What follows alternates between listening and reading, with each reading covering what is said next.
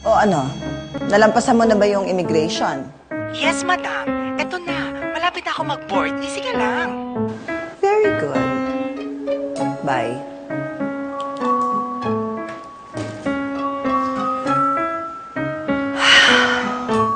Ang galing-galing mo talaga, Deborah. Naisahan mo na namang silang lahat. Napasa kamay mo ang buong kayamanan ng Villoan. Palakpakan mo ang sarili mo.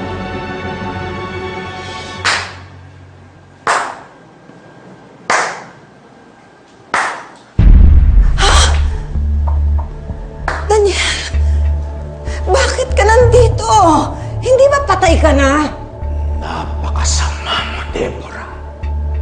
Pagkatapos ka naming tulungan, ito pa ang igaganti mo sa amin. Layuan mo ko. Huwag mo kong lalapitan. Hindi ako natatakot sa'yo. Layuan mo ko. Huwag mo akong lalapitan. Layuan mo ko! Lumayo ka sa akin! Lumayo ka! Lumayo ka sa akin! Ah!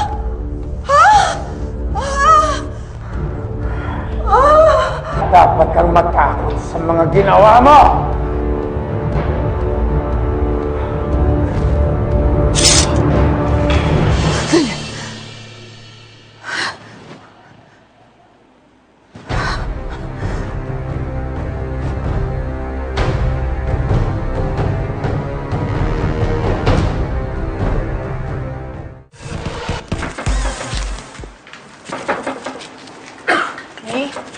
Alam mo, grabe yung nangyari sa'yo eh.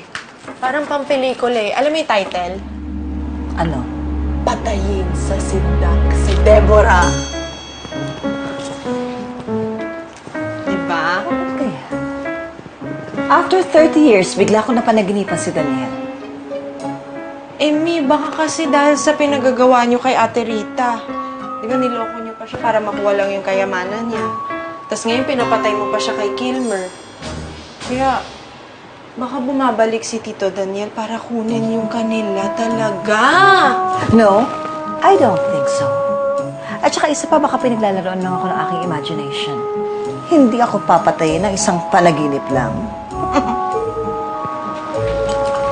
Pero tandaan niyo, may namamatay sa bangungot.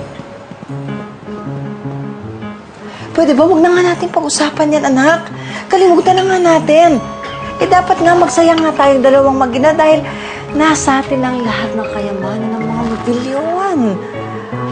At saka, dapat nga magsaya rin itong si Daniel dahil magkasama na sila ng kanyang anak. Iba? Pero tandaan niyo, ang mga kaluluwa, hindi sila nananahimik hanggat hindi pa tapos ang misyon nila dito sa lupa. Kaya baka mamaya, pagtulog mo, katabi mo na si Tito Daniel. At si Ate Rita.